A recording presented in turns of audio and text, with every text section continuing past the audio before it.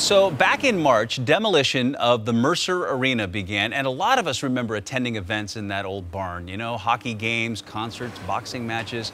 The arena was constructed in 1962 for the World's Fair, and it was literally built around the old Seattle Civic Arena.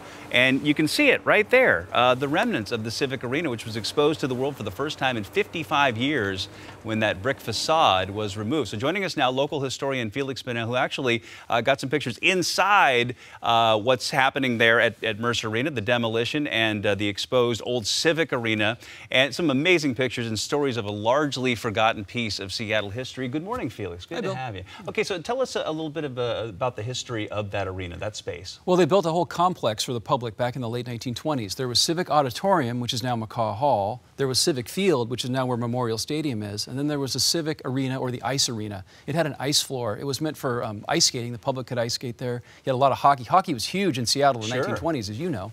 And it was just this all-purpose sort of a facility for things like circuses and basketball games. Really the first of its kind. It was kind of a competition for Heck Ed Pavilion.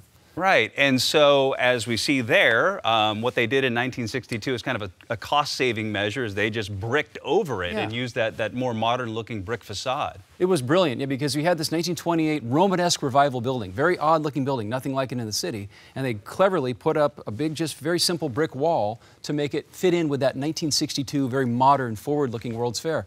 Brilliant adaptive reuse, a way to recycle things. Very green way of building 55 years ago. All right, so they're tearing it down now, and the Seattle Opera is going to build a new office building on that site. I want to give you a look at a little further on in the demolition process and some of the pictures that you got of the Civic Arena. So what are we looking at here? Yeah, my friend Gene Sherrard actually took this one. This was in the middle of the demolition. You can see the Space Needle in the background there. You can see the old roof line of the Civic Arena, but they really just took it down to the dirt. I mean, they really got rid of every last bit of which I thought was kind of a cool building that could have been reused. Here you can see some of the old seats. This is looking to the east. See those orange triangles there? Yeah. That's where they bricked up the old 1928 windows. There were these very ornate arched windows, so you could sit there watching a hockey game back in the 20s or 30s, and natural light came in through these very cool windows. Very cool. And they bricked those over. Why the orange?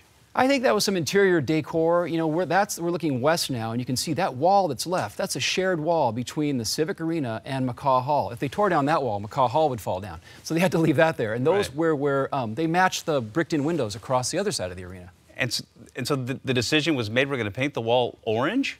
Yeah, well, you know, this building has been neglected for a long time. It hasn't really been used for public events for almost 20 years. And it's sort of, you know, public buildings sometimes are hard to maintain, and if the paint's not chipping off, well, why change it? It's just orange. You're inside. You're not looking at the wall. You're watching the game down on the floor, or watching The Cure or the Stray Cats, like I saw 35 years ago. So many stories inside that building. Now, you know, this is a time of major growth for the city. We're seeing huge changes. FX McCrory's going away. The building where Pearl Jam was born going away. So many changes happening. Mercer Arena, we just saw it going away. So as a historian, what is your take on this? I mean, they call it progress, but you know, I get nostalgic about this stuff. Well, that's great. I mean, I say bring it on. I mean, Seattle keeps changing. My family came here in the 1950s. Seattle made room for my family, and I think Seattle will continue to make room for new people who can come here and reinvent the city how they want to see it. I wish I could live 1,000 years and see what Seattle looked like 1,000 years from now. The good stuff will get kept, but not everything will get kept. Things like the arena go away. I mean, I think that's a shame. The building that was revealed when we were there watching it torn down, nothing like it anywhere. But I think I have confidence in Seattle, and if Seattle 100 years ago, when we were growing like crazy after the gold rush, if we had said, whoa, slow this down here, Seattle wouldn't be the city we have today. So I say bring it on. Put layers over the old history and do new stuff that will surprise and delight you, me, and then people 100, 200, 300 years from now. The big, long-term strategy, that's what I'm talking about. Big, big picture. We can still be nostalgic about the past of course. that we're That's losing, what pictures are for. Right. And stories. Well, thank you for documenting that and telling that story. Feliks Banel, thank you so much.